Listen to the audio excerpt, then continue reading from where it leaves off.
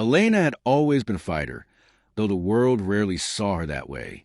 To most people who glanced at her hurried figure on the streets, she was just another tired woman, carrying heavy grocery bags, her hair tied back in a messy bun, her clothes simple, her shoes worn out. But behind those weary eyes lived a story of survival, sacrifice, and a love so deep it refused to break, no matter how harsh life became. From the moment the triplets were born, Elena's life had turned into a battlefield. She remembered those first days like shadows burned into her memory. 3 tiny cries echoing in the hospital room, 3 fragile bodies placed in her arms, and one overwhelming thought: how will I ever do this alone? Their father was gone before he even knew they existed.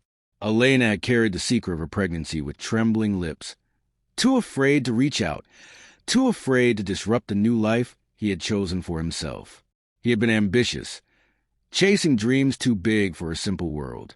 And when he left, she had promised herself she would not beg, she would not crawl. She would raise these children with dignity, even if it cost her everything. And it did. The first year was a blur of sleepless nights, hospital visits, and whispered prayers over cribs. The triplets were fragile, often sick, needing more care than one person could reasonably give. Elena worked during the day, scrubbing floors, cleaning windows, and taking odd jobs wherever she could. At night, she rocked the babies in her arms, humming lullabies through cracked lips, even when her own stomach ached from hunger. There were times when she had nothing left to give, no money for milk, no strength to stand, no hope to cling to. She would curl into herself on the kitchen floor while the babies slept, silently crying into her hands, begging God for just one more day of strength. And every morning, somehow, she rose again. The world, however, was not kind to women like Elena. People judged her, whispered behind her back, asked cruel questions she had no answer for. Why didn't the father stay? What kind of woman has 3 children and no husband? She must have done something wrong. Elena heard every word. She carried those judgments like stones in her chest, but she refused to let them crush her children. To the triplets, she was always smiling, always strong. When they asked why they didn't have a father, she would kiss their foreheads and say, "Because God knew I was strong enough to love you 3 times more." And the children believed her. They grew up watching their mother bend, but never break.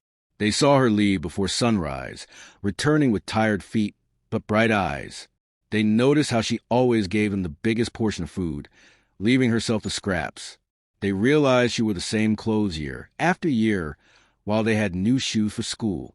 And though they were young, they understood something important. Their mother was their shield, their warrior, their everything. Yet society continued to test her. When the triplets started school, Elena struggled to pay fees, often cleaning classrooms after hours in exchange for discounts. She swallowed her pride when teachers looked at her with pity.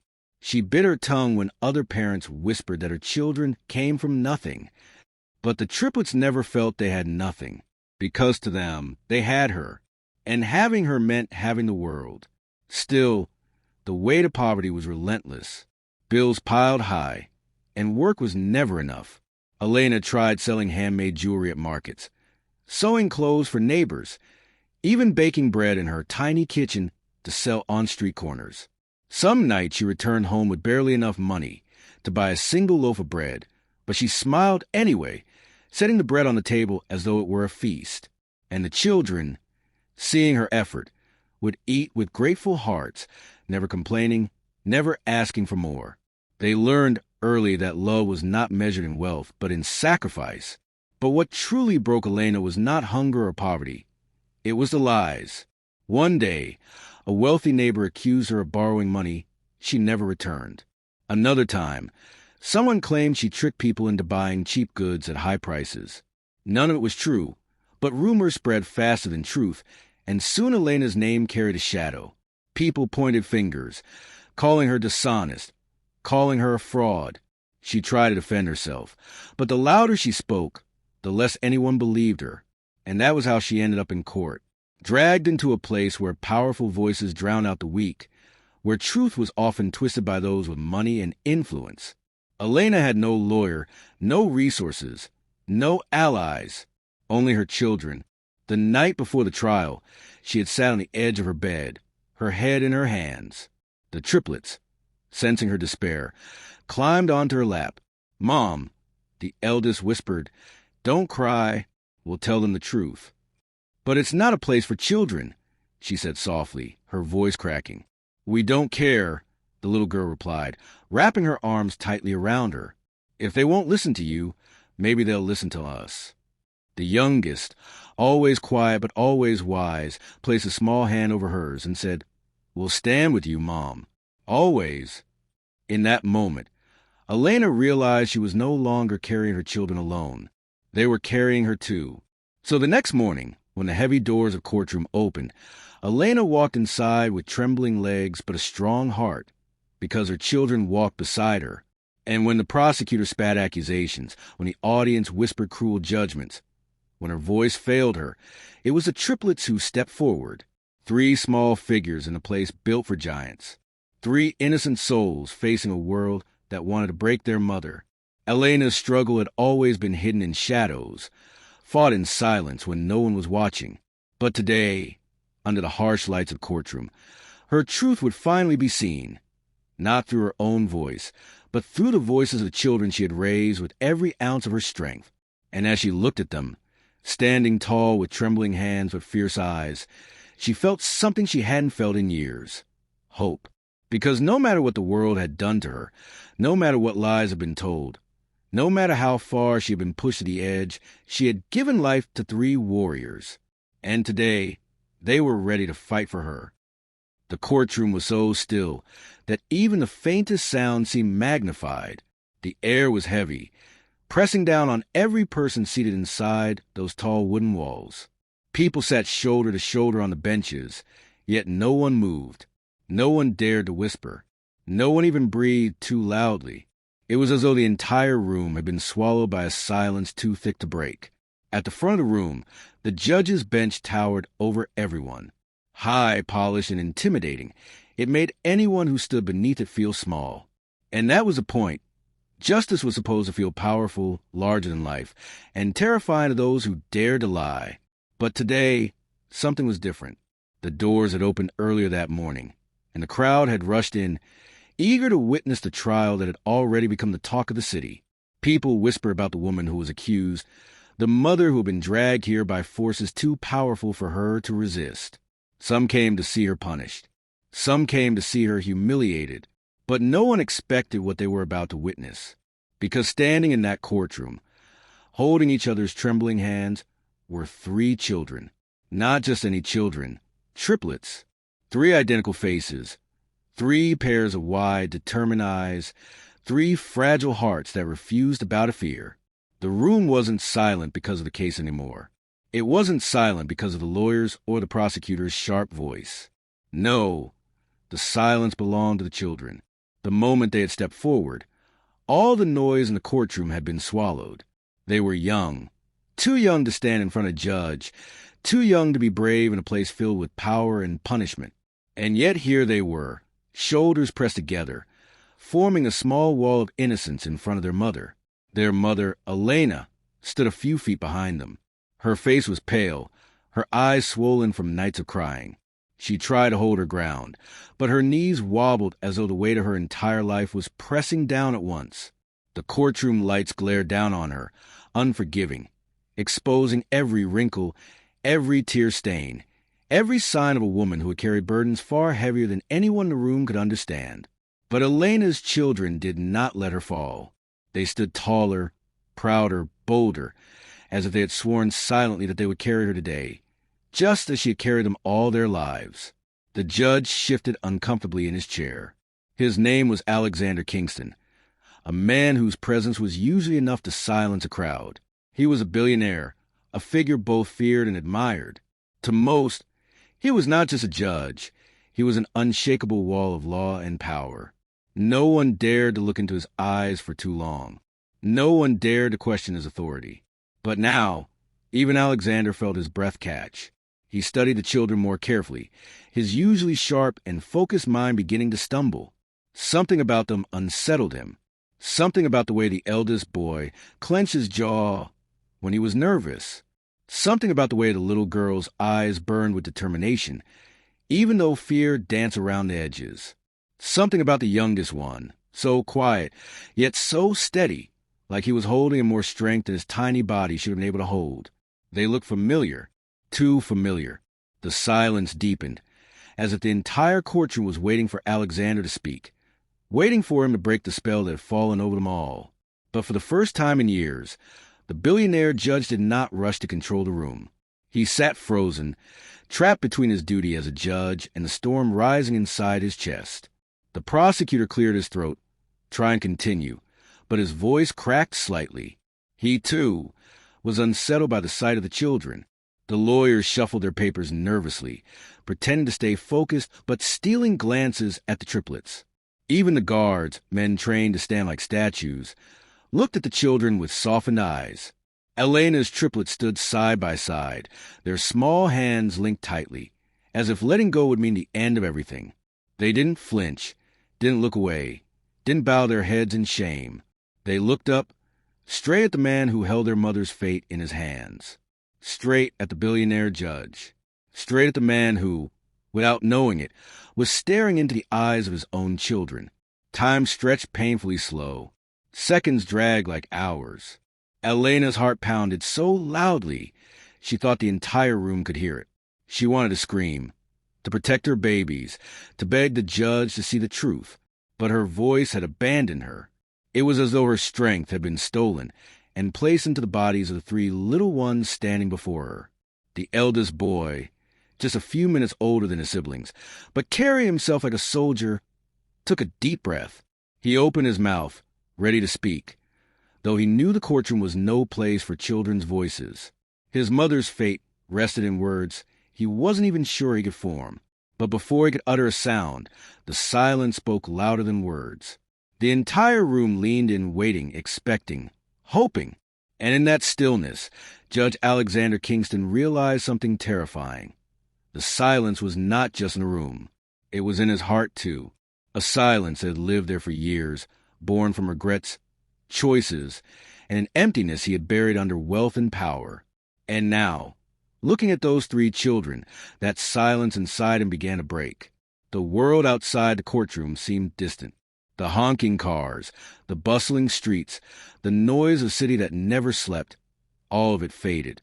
Inside these walls, there was only one truth: a mother fighting for her life, three children daring to defend her, and a powerful man who could no longer ignore the feeling that destiny had dragged him into this very room for a reason he was about to discover.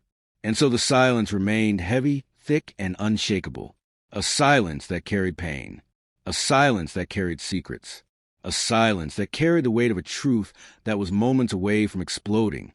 The judge's gavel rested motionless in his hand. His eyes burned with 1,000 questions he could not yet ask. And the triplets, brave, trembling, determined, stood tall, as if they had come to break the silence of their mothers, suffering once and for all. Judge Alexander Kingston was a man who carried the weight of power in every step he took. From the outside, he was a symbol of success, the kind of man newspapers loved to write about and people whispered about in awe. His name appeared in magazines not only for his legal brilliance, but also for his staggering wealth. His mansion sat on the edge of the city, like a fortress of glass and steel, overlooking the world below as if even nature had to bow before him. He didn't just live in luxury. He embodied it. Tailored suits, gold cufflinks, and polished shoes that clicked against marble floors. Everything about Alexander was designed to intimidate. When he entered a room, people straightened their backs, lowered their voices, and waited for his command. He was the kind of man who didn't have to shout to be heard. His silence alone demanded obedience. But behind that carefully crafted image of power, there was something else. Something buried so deep that even Alexander himself rarely acknowledged it. He had not been born into wealth. As a boy, Alexander grew up in a small house with peeling paint, a house where arguments about bills echoed louder than laughter. He remembered nights when his parents argued over rent money, days when he wore shoes with holes in them, and mornings when he skipped breakfast because there was no food left. He swore to himself as a child that he would never live that way again. He would rise above poverty, above weakness, above dependence. Ambition became his fuel. While others slept, He studied. While others played, he worked. He clawed his way through school, winning scholarships, impressing teachers, and never once allowing himself to fall behind. Law became his weapon. He saw it as a path not just to justice, but to power. By the time he was 30, Alexander was already one of the youngest judges in the city's history. By 40, he was a billionaire, investing wisely, building empires alongside his career, until his name was etched into both courtrooms and boardrooms alike. With success came a reputation. He was known as the Iron Judge. His rulings were sharp, unbending, and often merciless. He valued evidence over emotion, facts over tears, and logic over pleas. Lawyers feared standing before him because one mistake could cost them their case. Defendants trembled under his gaze, knowing he could see through lies as if they were glass. He prided himself on that image. To be feared meant to be respected. To be respected meant never to be vulnerable. But what no one knew was that his coldness was not just professional. It was personal. Behind a grand mansion, behind the polished shoes and iron reputation, Alexander lived in silence. His home, though filled with priceless art and chandeliers, echoed with emptiness. No laughter of children, no warmth of family dinners, no one waiting for him when he returned from long days in court. And though he told himself that loneliness was the price of success, there were nights when he poured himself a glass of whiskey and stared out at the city lights, wondering if he had traded too much for the power he now held. There was one memory that haunted him more than any other, a face he tried to forget but never could. Years ago, long before the wealth and titles, he had loved someone, a woman. Her laughter had been soft but strong, her spirit unbreakable. With her, he had felt something he had never felt before, peace. Her name was Elena. Back then, he had been a different man. Ambitious, yes, but still tender, still capable of dreaming of a simple life. They had spoken of a future together, of building something real. But when opportunity came knocking, an opportunity that demanded his full attention, Alexander made a choice. He chose ambition. He left without looking back, convincing himself that love was a distraction he couldn't afford. For years, he told himself it was the right decision. Yet every so often, when the city grew quiet and the loneliness of his mansion pressed too heavily on him, he wondered if he had made the greatest mistake of his life. Now, years later, he sat in his towering chair, presiding over another case. To him, it was supposed to be just another day, another set of accusations, another verdict to deliver. His face was stone, his gavel ready, his mind sharp as always.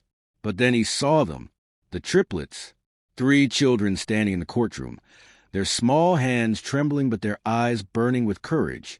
They didn't belong in such a place. The courtroom was a battlefield of adults, of lawyers, witnesses, and hardened criminals, not children.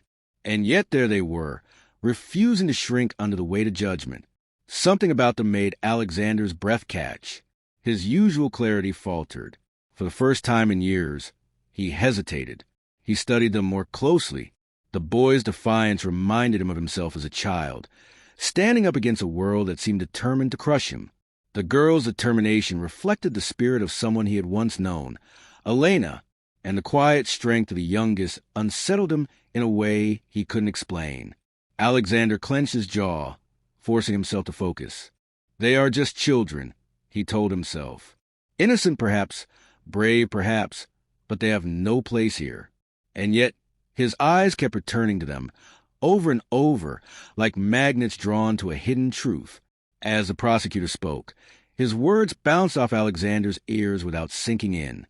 Usually, Alexander absorbed every detail of the case, weighing each fact carefully. But today, his mind wandered, his focus fractured. He saw not just 3 children. He saw echoes of a past he had tried to bury. The way the eldest boy tilted his head when he was uncertain.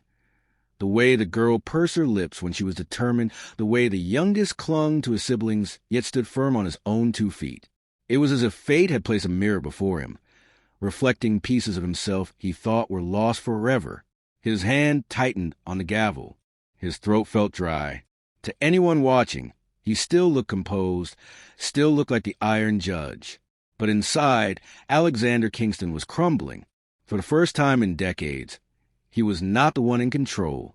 He forced himself to straighten, to maintain his mask of cold authority.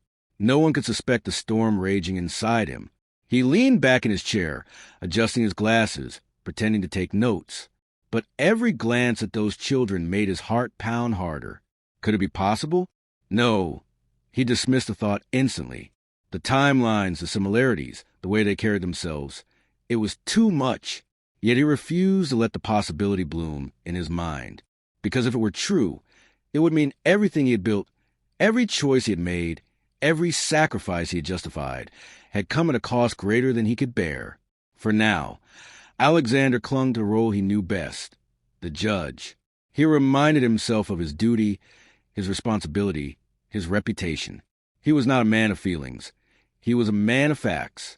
And yet, no matter how hard he tried to bury it, another role whispered from deep within him.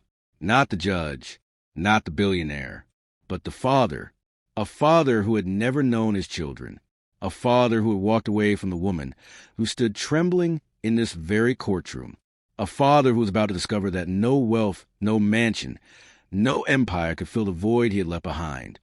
And as the silence stretched heavy over the courtroom, Alexander Kingston realized something he had never allowed himself to admit before. Sometimes the greatest trials are not the ones held in court, but the ones that rise within your own soul. The heavy silence of the courtroom shattered when the prosecutor's voice rang out like thunder. "Your Honor," he declared, his tone sharp and triumphant, "we are dealing with a woman who has made deception her way of life. She is not the victim she pretends to be. She is a liar, a manipulator, and a thief." Gasps rippled through the crowded benches. People leaned forward, eyes gleaming with curiosity, some with cruelty. The case had already drawn whispers across the city, but hearing the accusation spoken aloud with such confidence gave it a new, poisonous life. Elena's hands trembled. She clutched the edge of the defense table, her knuckles white, her breath uneven. Her heart pounded so violently in her chest she thought it might burst. She wanted to scream no, to shout back that none of this was true, but her lips refused to move. Fear had tied them shut. The prosecutor paced the floor like a predator, every step calculated to wound. He raised his hand, pointing directly at Elena. "This woman," he said, "has lived off the kindness of others, spinning lies to gain sympathy and money. We have witnesses ready to testify that she borrowed funds she never repaid, that she cheated honest people with false promises. She portrays herself as a struggling mother, but in truth, she is nothing more than a fraud." A murmur of disapproval spread across the courtroom. Strangers shook their heads, some whispering harsh words. In their eyes, Elena was already guilty. Her chest burned as tears pricked her eyes.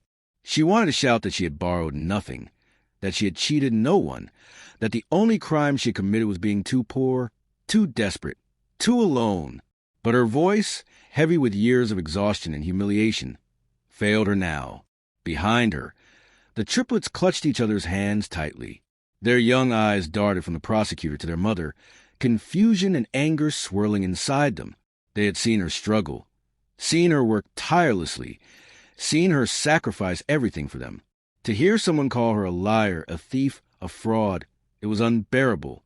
The prosecutor's voice grew harsher. "Your Honor, people like her, people who use their children to gain pity, are dangerous to society. They corrupt trust, they poison generosity, and they exploit the goodness of others." He turned to the crowd, his voice rising theatrically. "We must not let our emotions cloud our judgment. We must not let tears deceive us. Justice demands that this woman be held accountable." Elena's knees weakened. The words stabbed into her chest like knives. She felt naked, exposed, condemned before she could even defend herself. She gripped the wooden table harder, whispering a silent prayer.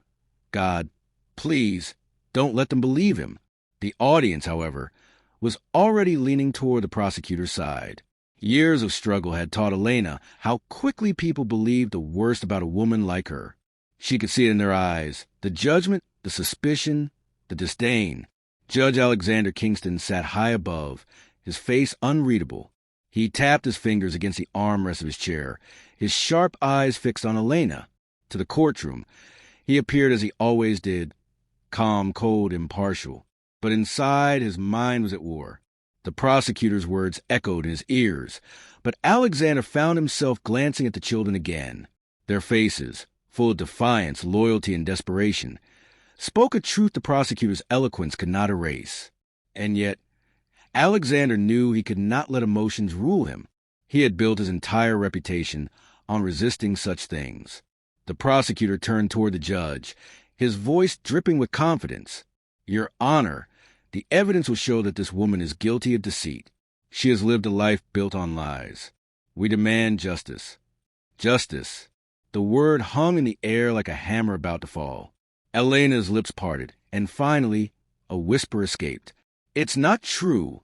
Her voice was barely audible, trembling, drowned out by the weight of the prosecutor's accusations. She looked around desperately, searching for even one sympathetic face among the crowd. None met her eyes. The shame was unbearable. She thought of the long nights working, of the meals she had skipped so her children could eat, of the days she had walked miles in worn-out shoes just to reach her jobs. And now, in a single moment, all of it was being twisted, all of it painted as lies. Her body sagged, her strength threatening to collapse. But before she could crumble, 3 small figures stepped forward. The triplets. The eldest boy released his sibling's hands and stood tall. His voice, though shaky, carried through the silent courtroom. "Your Honor," he said, his small chin lifted with courage, "our mother is not a liar." The room froze. The prosecutor blinked in disbelief, momentarily thrown off. Judges, lawyers, and onlookers all turned their heads toward the boy, stunned that a child had dared to speak. "She is the most honest person we know," the boy continued, his voice growing stronger with each word. "She works all night so we can eat. She gives us her food when we are hungry. She never cheats anyone." The little girl stepped forward too, her braids bouncing as she spoke with fiery determination. "We are here because we love her, because we know the truth. She doesn't trick people. She helps them. She taught us never to lie, never to steal. Please believe us." And finally, the youngest, his voice soft but piercing, whispered, "She's our hero. Don't let them take her away from us." The courtroom, which moment ago had been filled with murmurs of disapproval, now sat in stunned silence. Some people wiped at their eyes. Even the guards, men trained to stay stoic, shifted uncomfortably, moved by the raw sincerity in the children's voices. The prosecutor sputtered, tried to regain control. "Your Honor, this is highly irregular. Children should not be testifying in this manner." But his words sounded weaker now. The power of his accusations was crumbling under the weight of innocence. No lawyer's speech, no dramatic evidence could compare to the simple truth spoken by children who loved their mother. Elena covered her mouth, tears streaming down her face. She wanted to pull them back, to protect them from the cruelty of the world, but her heart swelled with pride. They were so young, yet they carried themselves like warriors. Warriors she had unknowingly raised through every hardship. Judge Alexander Kingston leaned forward, his usually cold eyes fixed on the children.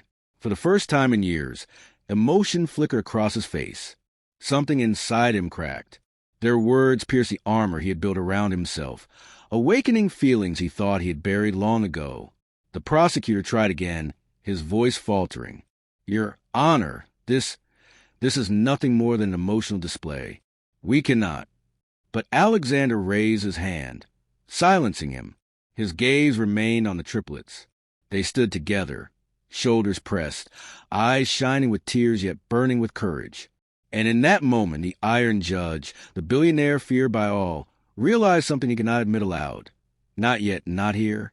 Those children had more truth in their trembling voices than all the polished arguments that filled his courtroom. And something deep inside him, something he had denied for years, whispered that they were connected to him in ways no one else could yet see. The accusations hung in the air, poisonous and heavy, but the children's voices had planted a seed of doubt, a seed that would grow into a revelation powerful enough to change every life in that room forever. The silence in the courtroom was deafening after the triplets' first brave words. People weren't used to hearing children speak in such a sacred place, where laws ruled and emotions were usually silenced. Yet these children stood, trembling but unshaken, as if destiny itself had called them forward. The eldest, David, straightened his back, though barely 12. He carried himself like a man shouldering a responsibility far greater than his years. His voice wavered at first, but then grew firm, echoing across the room. "Your Honor," he began, looking up at the towering figure of Judge Alexander Kingston, "our mother is not a liar. She's the most honest person we know. She wakes up before the sun just to go to work, and when she comes home, she still takes care of us. She never rests, not even when she's sick. She gives us her food when she doesn't have enough. She makes sure we never go to bed hungry." A murmur swept through the crowd. Some shifted uncomfortably. Others lowered their eyes, ashamed of the way they had judged Elena before hearing the truth from her children's mouths. David swallowed hard, then clenched his fists as though drawing courage from within. "She's not a thief. She's not a liar. She's our mother. And everything she does, it's for us." His sister, Maria, took a step forward. Her braids trembled against her shoulders, but her eyes blazed with fiery determination that silenced even the prosecutor. "We came here because we couldn't let them hurt her any more," Maria said, her voice carrying an intensity beyond her years. "She has given up everything for us. When we were sick, she stayed awake all night. When we were sad, she made us laugh, even if she was crying inside. She never asked for help, not once, even when she needed it the most. And now you say she's a liar? That's not true. She taught us to never lie, no matter how hard it gets." Her small hands clenched at her sides. "If you take her away, you're not just punishing her. You're punishing us too. And that's not fair." The youngest, Daniel, who had stayed quiet until now, stepped forward. His voice was softer, but it carried a piercing weight that stilled every heart in the room. "She's our hero," he whispered. "We don't care if we're poor. We don't care if people laugh at us. We only care that we have her. Please don't take her away from us. We need her." Tears streamed down Elena's face. She had never felt more broken, yet never more proud. All her sacrifices, all her sleepless nights, all the hunger and humiliation, none of it had been wasted. Her children understood. They had seen her, truly seen her, in ways the world never did. The courtroom was silent. Even the judge's gavel seemed frozen, unwilling to disturb the raw power of the children's words. The audience reacted in waves. Some wiped tears from their eyes. A woman in the back pressed a hand to her chest, visibly moved. Even the guards at the door shifted, their stern expressions softening. The prosecutor, however, was furious. His lips tightened. His papers rustled angrily in his hands. He stepped forward, raising his voice to regain control. "Your Honor, this is highly irregular," he barked. "Children cannot serve as witnesses in this matter. This is nothing more than an emotional display designed to sway the court. We cannot allow sentiment to interfere with justice." But his words rang hollow compared to the truth the children had spoken. Judge Alexander Kingston leaned forward slightly, his sharp eyes fixed on the triplets. Normally, he would have agreed with the prosecutor. Normally, he would have silenced the children immediately, reminding the court that facts, not feelings, decided cases. But today, he found himself unable to do so. Something about the children's voices pierced through the layers of steel he had built around himself. Every word they spoke resonated with an ache he couldn't explain. Their bravery reminded him of himself as a boy, standing against a world that had never been fair. Their loyalty reminded him of love he once knew, a love he had buried deep inside. And then there was their resemblance. The boy's jawline, the way he clenched his fists, it was his own reflection from years ago. The girl's fiery eyes, her determination, that was Elena's spirit, alive and undeniable. And the youngest, Alexander's breath caught. The way the boy stood quietly, observing, speaking only when necessary. Yes, that was him. That was exactly how he had been as a child. A chill ran down his spine. He adjusted his glasses to hide the tremor in his hands. Could it be? Was it even possible? Elena's face burned with shame and pride all at once. She wanted to run to her children, pull them back, shield them from the courtroom's cruelty. But she also knew this was their truth, their voice, their stand. And for the first time in years, she didn't feel alone. The prosecutor tried again, his words laced with desperation. Your Honor, surely you see this for what it is. Children manipulated by their mother to save her from justice. Gasps filled the room. Elena's head snapped up, her eyes wide with disbelief. No, she cried out, her voice finally breaking through. I would never use my children that way. They spoke because they wanted to, because they loved me. But it was too late. The accusation had been planted, and whispers erupted across the courtroom. Maybe he's right. What if she told him what to say? She could have trained them to defend her. Elena's tears flowed harder. Her chest heaved with sobs she tried to hold back. She wanted to scream, to fight, to beg the world to believe her. But before she could, David raised his voice again. No one told us what to say, he shouted, his young voice shaking but loud enough to silence the crowd. We came here because we wanted to, because no one else listens to her, because no one else sees the truth. Maria stepped forward beside him, her chin high. We don't care what you think. We know who our mother is, and that's enough. Daniel, the youngest, looked directly at the prosecutor, his innocent eyes filled with quiet defiance. You don't know her like we do. You never will. The courtroom froze. The power in their small voices was undeniable. Judge Alexander Kingston gripped his gavel, but he didn't strike it. He couldn't. His heart was racing, his mind spinning. The children's words had done more than sway the crowd. They had shaken him to his core. For the first time in decades, the iron judge felt the sting of tears at the corners of his eyes. He blinked rapidly, forcing them back, unwilling to let the room see the cracks in his armor. But inside, he was no longer the cold, untouchable man the world believed him to be. He was something else, something he hadn't been in a long time, a man haunted by the possibility that he was looking into the eyes of his own children. The prosecutor tried one last time, but his voice faltered, weaker than before. The courtroom no longer belonged to him. It belonged to the triplets, to their courage, to their truth. And in that moment, Elena realized something. No matter how this trial ended, no matter what verdict was given, the world had seen the truth. The world had seen her children, and their voices, pure, unshakable, undeniable, had shattered the lies built against her. The courtroom had grown so still that even the faint rustle of papers sounded deafening. The triplets' voices still echoed in the air, lingering like a haunting melody that refused to fade. Every person in that chamber felt it, but none felt it more than Judge Alexander Kingston. Sitting high upon the bench, he was the picture of authority. His black robe hung perfectly, his silver-framed glasses sat squarely on his nose, and his posture was rigid, commanding respect. To the outside world, he looked like the man they all knew, the iron judge, the billionaire who had clawed his way from the gutters to the highest seat of justice. But inside, Alexander was anything but composed. His chest tightened painfully.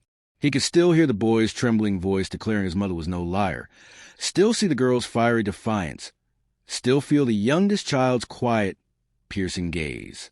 Their words had slipped past his armor, cutting through the steel walls he had spent years building around himself. He shifted in his chair, pressing his fingertips against the wooden armrest. His breath came slower, heavier, as though every inhale carried the weight of his past. Why do they feel so familiar? He thought, staring at the children. Why does their pain stir something in me I thought was long dead? For years, Alexander had prided himself on being unshakable. Lawyers trembled before him. Criminals feared his verdicts. Even wealthy elites, who considered themselves untouchable, learned that in his courtroom, money could not save them. He ruled with cold logic and ruthless fairness. It was what had earned him his nickname, the Iron Judge. But now, iron was bending. His gaze lingered on the eldest boy. The way the child clenched his fist when he spoke, the stubborn set his jaw. It was like looking into a mirror of his younger self. Alexander remembered standing in a crowded street as a boy, his own fists clenched in the same way, defying the bullies who mocked him for being poor. Then his eyes shifted to the girl. Her fire, her boldness, the way she spoke as though no one could silence her. It wasn't his reflection he saw there. It was Elena's. Elena. His throat tightened at the thought of her name. He had spent years trying to bury that chapter of his life, years convincing himself she was gone, that their love had been nothing more than a fleeting dream. But seeing her again in this courtroom had shattered all of that. And now, seeing her children, their children, it was more than he could bear. He tried to push the thought away. No, it cannot be. It is impossible. I would have known. She would have told me. But his heart refused to obey his mind. The youngest boy tilted his head slightly, watching the room with quiet intensity, before speaking only when it mattered most. That was Alexander's habit as a child. That was him. The judge's hands trembled. He quickly folded them together to hide the shake, hoping no one noticed. The entire courtroom still looked at him, waiting for his response, expecting the Iron Judge to act. But the Iron Judge was gone. Inside Alexander, there was only a man fighting against a truth too dangerous to admit. He lowered his gaze, staring at the polished wood of his bench. Memories flashed unbidden. Elena's laughter under a summer rain, the way her eyes sparkled when she spoke of dreams, the night they had promised each other forever. He had been young then, ambitious but poor, certain that love alone could conquer the world. And then his rise had begun. Wealth, power, reputation, they had come at a cost. Somewhere along the way, Elena had slipped from his grasp. He had told himself it was fate, that their worlds no longer aligned. But what if she had carried a secret all this time? What if these children weren't just Elena's? What if they were his? The thought struck him like lightning, leaving him breathless. His heart hammered against his ribs, demanding acknowledgement. He glanced again at the triplets. The evidence wasn't in documents or testimonies. It was in their faces, their voices, their spirit. Still, doubt clawed at him. If they are mine, why didn't she tell me? Why let me believe she was gone? Why let me live all these years without knowing? Anger surged within him, tangled with guilt. If Elena had truly raised him alone, then every hardship they endured was partly his fault. Every hunger, every tear, every cruel word they faced. He had been absent when they needed him most. The realization nearly broke him. He clenched his jaw tightly, forcing himself to breathe. He could not allow the courtroom to see the storm raging inside him. To them, he had to remain unyielding, distant, untouchable. But the truth was, the man behind the robe was unraveling. The prosecutor's voice pierced the silence again, trying to regain control. Your Honor, I urge you not to be swayed by theatrics. These children's words, however moving, do not change the facts. This woman must face justice for her deceit. Alexander's eyes snapped at the prosecutor, his gaze sharp and cold. For a fleeting moment, the Iron Judge resurfaced, his authority radiating. But beneath that glare was something new, something protective. The prosecutor, feeling the weight of the judge's stare, faltered and lowered his head. The judge leaned back slowly, his mind torn between duty and something far greater, blood, love, destiny. He wanted to speak, to demand answers from Elena, to ask her the question burning his soul. Are they mine? But the courtroom was not the place. His role demanded silence. His gavel demanded control. And yet, his heart demanded the truth. He glanced again at Elena. She sat with tears streaking her cheeks, her body trembling from the children's courage and the prosecutor's cruelty. But when her eyes lifted and met his, something passed between them. Something unspoken. Something undeniable. It was not hatred. It was not resentment. It was recognition. And in that look, Alexander knew. He didn't need tests or confessions. His soul had already accepted what his mind struggled to deny. Those children were his. The weight of the realization crushed him.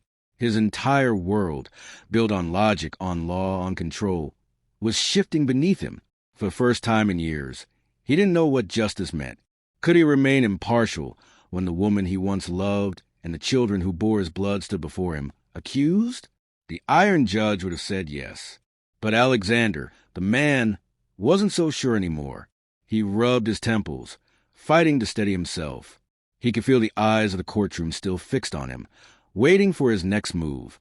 He could hear the whispers spreading like wildfire. Why isn't he saying anything? Is the judge shaken? Has he gone soft? But they didn't know the truth. None of them did. Inside, Alexander's heart was breaking, his mind was spinning, and his soul was awakening to a reality he could never have imagined. For years, he had been the iron judge. But today, for the first time, he was something else. A man standing on the edge of revelation, torn between the law he had sworn to uphold and the family he never knew he had. And deep down, he knew this trial would not just decide Elena's fate. It would decide his own. The courtroom had never felt so tense. Every breath, every shuffle of feet, every heartbeat seemed amplified in the silence that followed. The triplets stood close together, their small shoulders pressed against one another, while their mother sat trembling, eyes still glistening with tears. All eyes shifted toward the bench, waiting for the iron judge's verdict. But Alexander Kingston did not move. He simply stared at the family before him, his features carved in stone, though inside he was anything but steady. The prosecutor, sensing hesitation, cleared his throat and stepped forward again, his voice sharp and impatient, cut through the stillness. Your Honor, may I remind the court that this trial is about truth, not sentiment? These children's display, however dramatic, is irrelevant to the facts.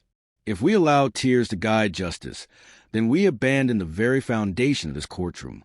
His words tried to reignite control, but they fell flat.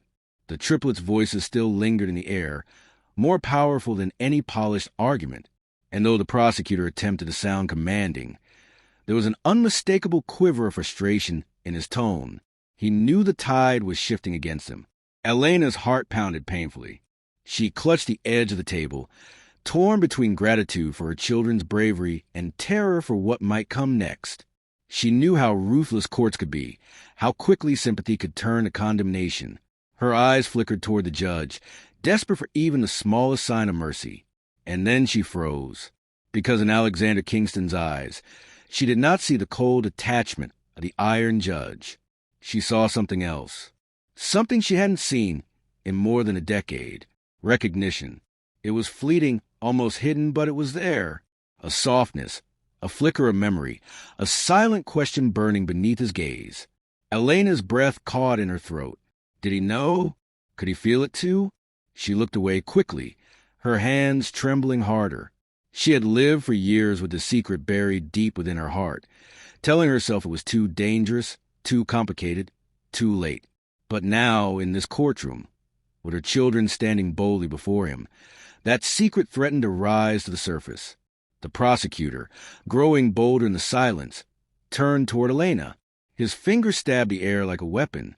"Tell us, Mrs. Elena," he demanded, "if you are truly innocent, why have you lived all these years in secrecy? Why has no man come forward to claim responsibility for your life and the children you parade before this court?" A cruel murmur swept through the audience. Elena's chest tightened. Her shame, her silence, her years of sacrifice, all of it was being twisted against her. Her lips parted, but no words came. She could not speak the truth. Not here. Not now. The consequences were too great. The prosecutor smirked at her silence, sensing victory. "You see, Your Honor, even now she hides the truth. A woman of integrity does not cower in silence. A woman with nothing to hide does not refuse to answer." Elena closed her eyes, tears threatening to fall again. "I can't tell them. I can't tell him. Not like this." But then a voice rang out, strong, defiant, unafraid. It was Maria.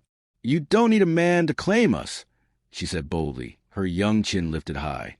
"We don't need anyone but her. She is our mother, and she is enough."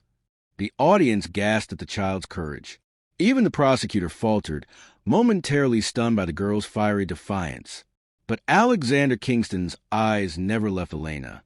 Her silence was louder than any denial, and deep inside, a certainty began to form. He knew. The triplets' faces, their voices, their spirit, it was undeniable. He saw pieces of himself in them. He saw Elena's soul alive in their courage. And now, hearing the prosecutor's cruel words, he felt an anger rise within him that he hadn't felt in years.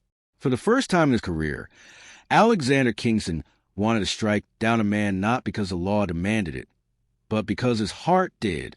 The iron judge was slipping away, and in his place stood a man with something deeply personal at stake. He cleared his throat, his deep voice finally breaking the silence. Enough. The single word rang out like thunder. The prosecutor froze mid-step. The audience fell silent. Even the children instinctively moved closer to one another. Alexander leaned forward, his gaze heavy on the prosecutor. This courtroom is not a stage for cruelty. You will not demean children or their mother with questions meant to shame rather than seek truth. His words carried weight, each syllable sharp, deliberate, but beneath his usual authority was something else, an edge of protectiveness. The prosecutor opened his mouth to object, but the judge's eyes stopped him cold. He swallowed hard and stepped back. The audience murmured again, this time with curiosity. Some exchanged glances, whispering about the unusual softness in the iron judge's tone. Elena stared at him, stunned. She had expected nothing but cold judgment, but what she saw was different. She wasn't sure what it meant, but it frightened her as much as it comforted her. The triplets clung to each other, watching the exchange with wide eyes. David whispered softly to his siblings, I think he believes us. Maria nodded, her fiery spirit undimmed. He has to. He can see the truth now.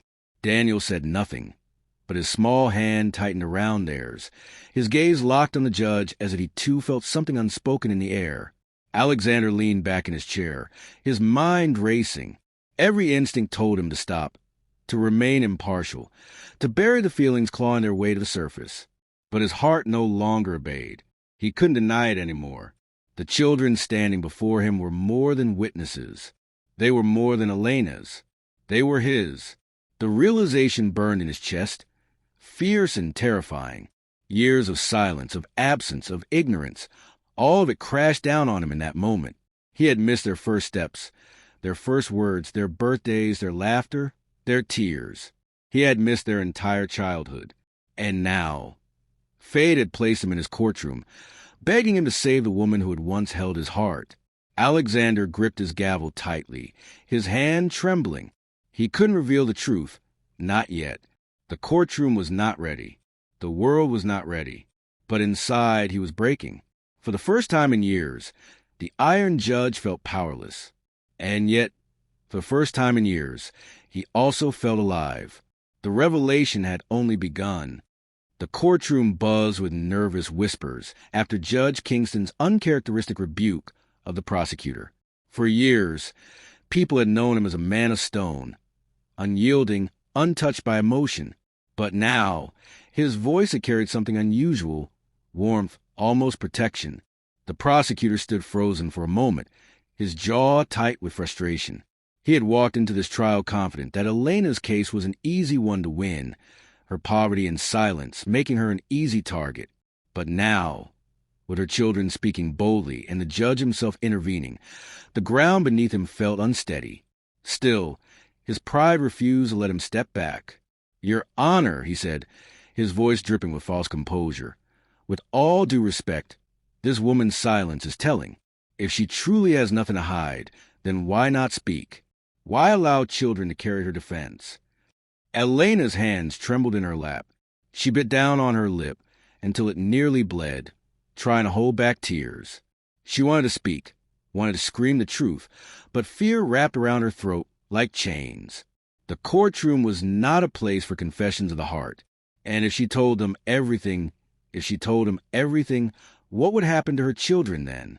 The triplets stood taller, their small bodies blocking their mother like tiny shields. David, the eldest, glared at the prosecutor. She doesn't have to prove anything to you, he said, his voice steady. We know who she is, and that's all that matters. Maria chimed in, her voice fiery. You think silence means guilt? It doesn't. It means she's tired of people like you twisting her words. Daniel, the youngest, added softly, she's not lying. She's just protecting us. Their words rippled through the crowd like a wave. Murmurs rose, some touched, others skeptical. But one thing was clear.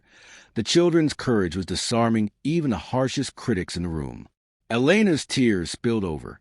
She had never intended for them to bear this burden, but seeing their bravery filled her with both pride and agony. She wanted to gather them into her arms, to tell them they had done enough, that she would endure the rest alone. But it was too late. Their voices had already changed the course of everything. Judge Alexander Kingston sat stiffly on the bench, his hands gripping the armrest so tightly his knuckles turned white. He was no longer just a judge overseeing a case. He was a man staring at 3 children whose every word pierced him deeper. The prosecutor, sensing he was losing ground, decided to strike where he thought Elena was weakest. "Very well," he said coldly, "since the mother refuses to speak. Perhaps we should question her silence directly. Mrs. Elena, will you at least tell this court who the father of your children is? Or does your silence mean you don't know?" The room gasped audibly. The question hung in the air like a blade, ready to cut. Elena's chest constricted. Her hands shook violently, her eyes wide with panic. She turned to her children instinctively, shielding them with her arms as though the words themselves could harm them. The audience erupted in whispers. Does she even know who the father is? Maybe that's why she's hiding. Poor children, they don't even have a father.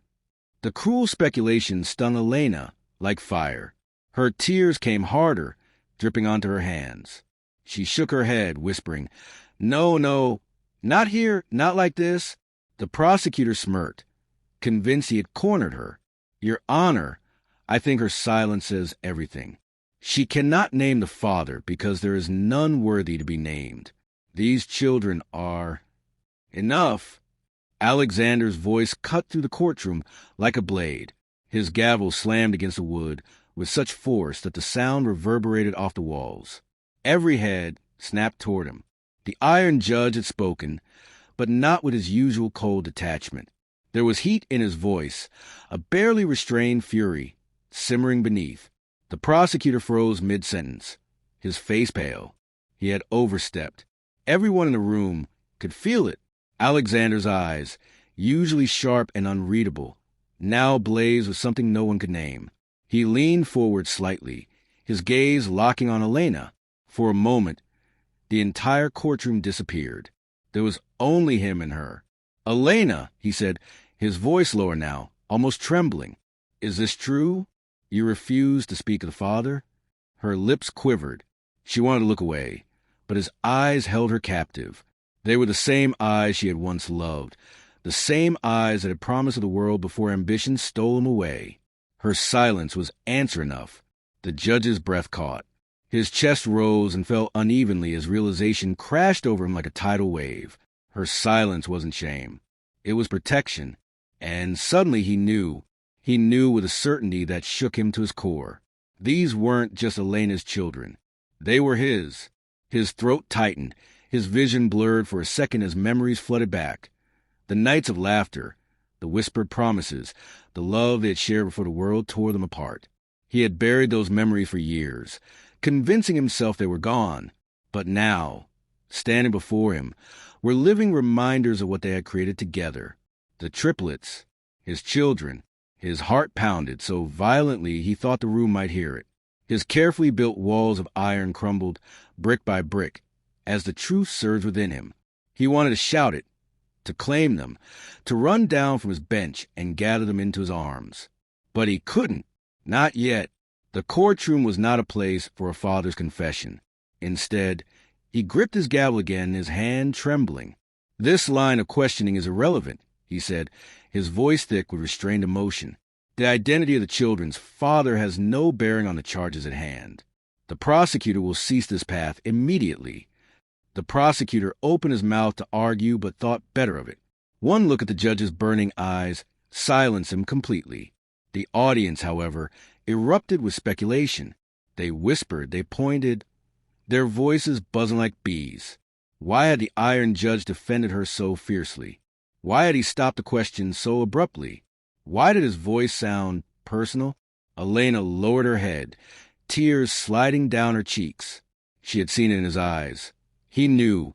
He had finally realized the truth she had hidden for so long. The triplets, still too young to fully understand the storm around them, only felt the shift in the room. David looked up at the bench curiously.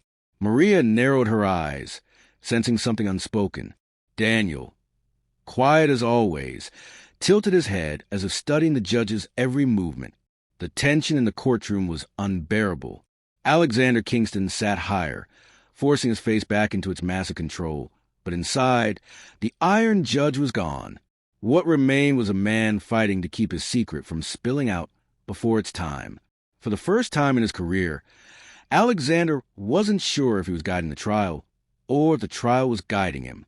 And though the truth had not yet been spoken aloud, it had begun to surface, unstoppable, undeniable. The courtroom had no idea what storm was about to break. The air inside the courtroom had grown so heavy it was almost difficult to breathe. Even those who had come as casual observers now sat perched on the edge of their seats, their eyes darting between Elena, the Triplets, and Judge Alexander Kingston. Everyone felt it. Something monumental was on the verge of happening. The prosecutor, though silenced by the judge's last command, wore a thin, victorious smirk.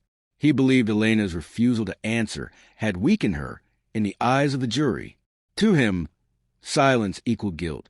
But what he failed to notice was the undercurrent of change that rippled through the room. The people weren't turning against Elena. They were turning against him. The Triplets, still standing proudly beside their mother, exchanged glances. David, the eldest, clenched his small fists. Maria bit her lip, her eyes darting toward the judge, sensing something unusual in his behavior. Daniel, the quiet one, simply stared up at the bench, his gaze unblinking, as though trying to solve a puzzle only he could see. Elena, meanwhile, sat trembling in her chair, her hands twisted together in her lap, her tears dripping silently. She felt the walls closing in, the secret she had carried for so long pressing harder against her chest. She had survived years of whispers, shame, and loneliness, all to protect her children from the truth. But now, under the searing gaze of the man she once loved, her strength was faltering. Judge Alexander Kingston was no longer the Iron Judge. His mask of cold indifference had cracked wide open. Inside, his heart thundered with a mixture of fear, regret, and emotion he had buried long ago, love. He stared at Elena, then at the children, and every passing second confirmed what his soul already knew. They were his. Every gesture, every expression, every fierce word they spoke in defense of their mother, it was like watching mirrors of himself. The fire in David's eyes, the defiance in Maria's voice, the quiet observation in Daniel's stare, they carried his essence. He felt sick with the weight of lost years. How many birthdays had he missed? How many nights had Elena cried alone, raising them without him? How much of their childhood had been stolen because of his silence, his pride, his absence?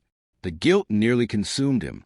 The prosecutor, sensing the judge's silence as an opening, spoke again, his tone mocking.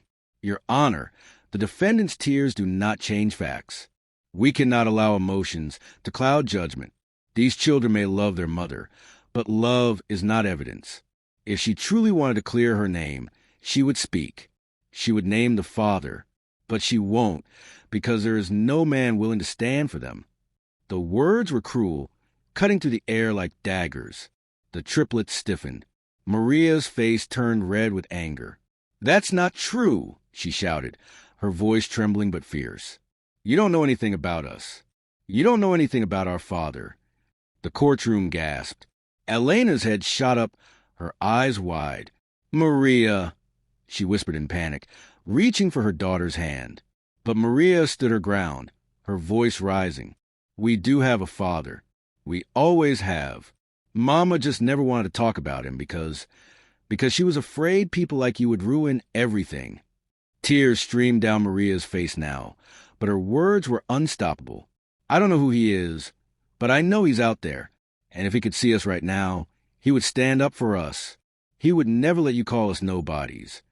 The room erupted into chaos. Whispers filled the air. They don't know their father? Is he alive? Is he here? Could it be? Judge Alexander's heart nearly stopped. Maria's voice pierced him to the core. Every word she spoke felt like a plea aimed directly at him, even though she didn't know it. His throat tightened. He could no longer sit in silence. Elena, he said suddenly, his voice hoarse. The room froze. Every head turned toward the bench. The iron judge had spoken, but his tone was different now, stripped of authority, raw with emotion. Elena's breath hitched. Her eyes locked onto his. She saw it there, recognition, sorrow, longing. He knew. Her lips trembled. "Alexander, please, not here," she whispered, her voice barely audible. But it was too late. The tide could not be stopped. Alexander rose slowly from his chair. For years, he had stood above the courtroom as a symbol of law, of distance, of power. But now he stepped down from the bench, not as a judge, but as a man. Gasps echoed across the room. Never in his career had Judge Kingston left his seat in the middle of proceedings. The bailiff started forward, unsure what to do, but Alexander raised a trembling hand to stop him. He walked toward Elena, his every step heavy with the weight of truth. The silence in the courtroom was deafening. The audience watched with wide eyes, the prosecutor fuming silently, unsure how to react. Finally, Alexander stood before her. His towering frame, once so intimidating, now seemed fragile, like a man stripped bare. He looked at Elena, his eyes glistening with unshed tears. "Elena," he whispered, his voice breaking. "They're mine, aren't they?" The words shattered the air. Elena's body shook violently. She covered her face with her hands, sobbing uncontrollably. Years of silence, of sacrifice, of loneliness came crashing down in that single moment. She could no longer deny it. The triplets froze, their eyes wide, their hearts pounding. David was the first to speak, his voice trembling.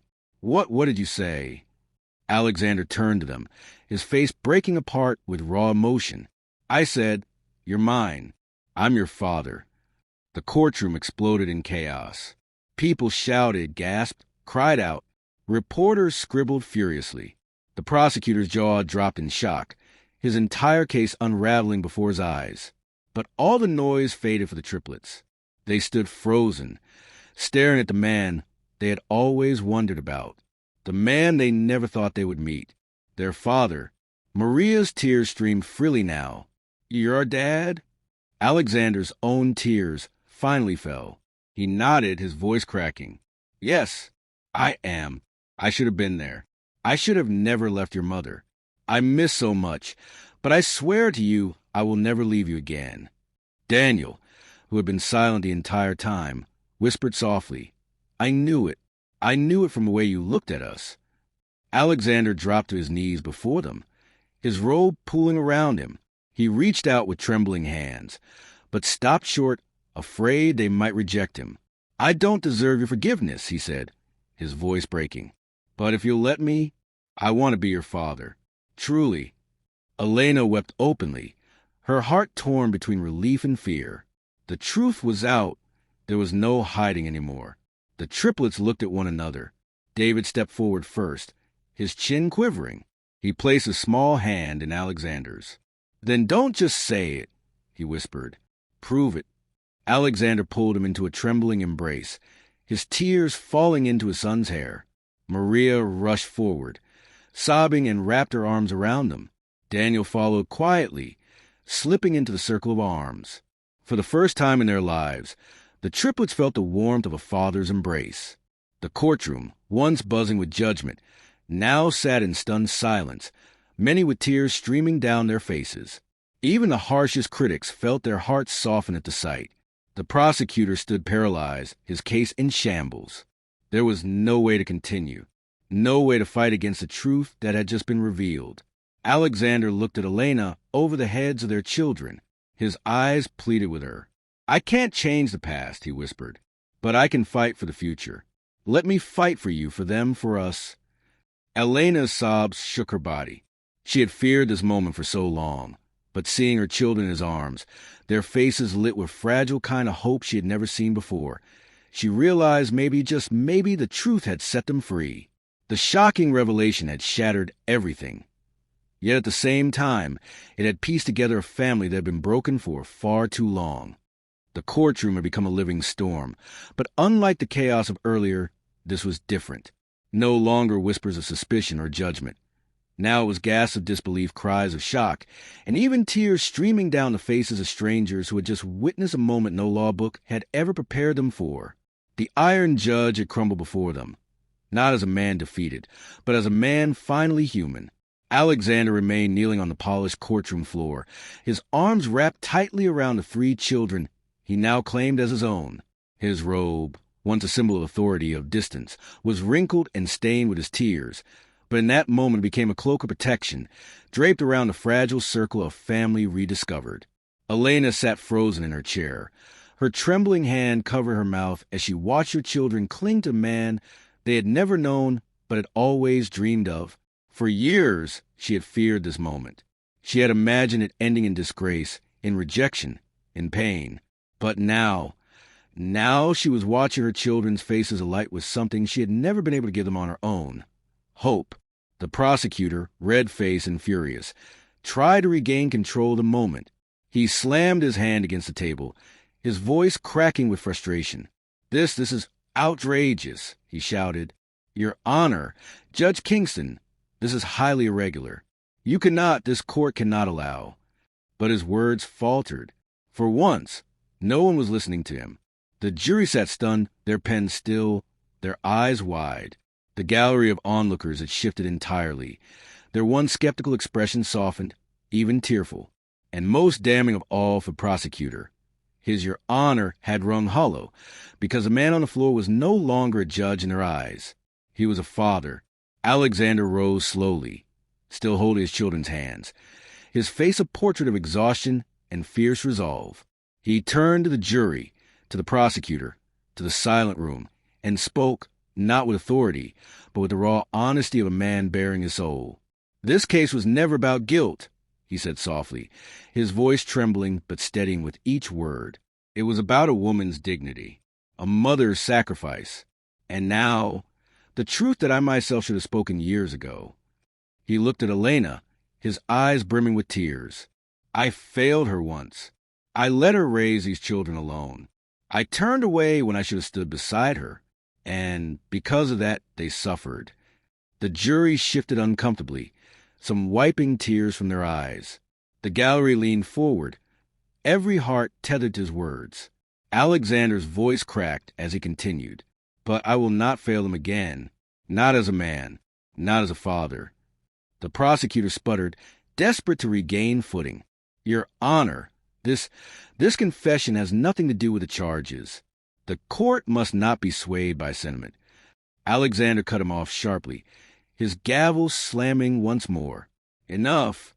His voice rang out, not with the cold edge of the judge, but with the righteous fire of a man defending his family. The evidence presented was flimsy, the accusations baseless. This woman, Elena, stood here accused with nothing but her silence used against her. Silence born not from guilt, but from fear and sacrifice. This court will not condemn her for protecting her children. The prosecutor sank into his chair, his face pale, his case destroyed not by law, but by truth itself. The jury foreman rose cautiously. "Your Honor, the jury finds the defendant, Elena, not guilty." A cry broke from Elena's lips. Her hand shot to her face, and she collapsed forward, sobbing uncontrollably. Relief washed over her in violent waves. Years of fear and shame lifted in an instant. Her children clung to her, their voices trembling with joy. "Mama, you're free. Mama, it's over." Alexander stepped closer, his hand resting gently on Elena's shoulder. She looked up at him through tear-blurred eyes, their gazes locked. Two souls bound by a past of pain and a present of revelation. "Elena," he whispered, his voice breaking, "I can't change what I did, but I can change what I do from this moment forward. Let me help you. Let me stand beside you, as I should have from the start." Elena's lips trembled. She wanted to push him away, to tell him his words were too late, that the wounds ran too deep. But then she looked at her children, at the way David's shoulders at ease, no longer bearing the weight of being the man of the family, at the way Maria's fiery eyes softened with the relief of not having to fight alone anymore, at the way Daniel, silent and watchful, finally smiled, a small, fragile smile that lit up his whole face. How could she deny them this? Through her tears, she nodded slowly. We'll see. One step at a time. Alexander's eyes shone with gratitude. One step at a time, he repeated softly. The courtroom, once a battleground, now felt like a sanctuary. Strangers wept openly, touched by the rawness of the scene. Reporters scribbled furiously, knowing the world would soon hear the iron judge who laid down his gavel to embrace his children. The bailiff, unsure what to do, simply whispered, "Court dismissed." But no one moved. They sat, unwilling to break the fragile magic of the moment. Finally, Alexander extended his hand to Elena, not as a judge, not even as a father, but as the man who had once loved her. Hesitantly, she placed her trembling hand in his. Their children surrounded them, their small hands clasped tightly together, forming a circle unbroken by time, pain, or fear. As they walked out of the courtroom together, whispers followed them, not of judgment, but of awe. People leaned to one another, their voices soft with wonder. They're a family again. He gave up everything for them. That's love. That's what love really looks like. The world outside was harsh, filled with flashing cameras and hungry reporters, but inside that fragile circle, they were untouchable. For the first time in years, Elena felt the warmth of sunlight on her face and believed it wasn't just light.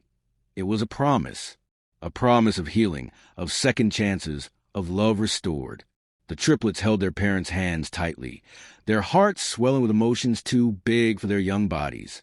They didn't know what the future would hold, but they knew one thing. They were no longer alone. And Alexander, once the iron judge, now simply a father, vowed silently as he walked with them into the chaos of the world, "I will spend the rest of my life proving that I am worthy of them, of her, of us." The gavel of judgment had fallen, but in its echo, something far greater had risen: love, truth, and a family reborn. It wasn't the end. It was a beginning, a new beginning.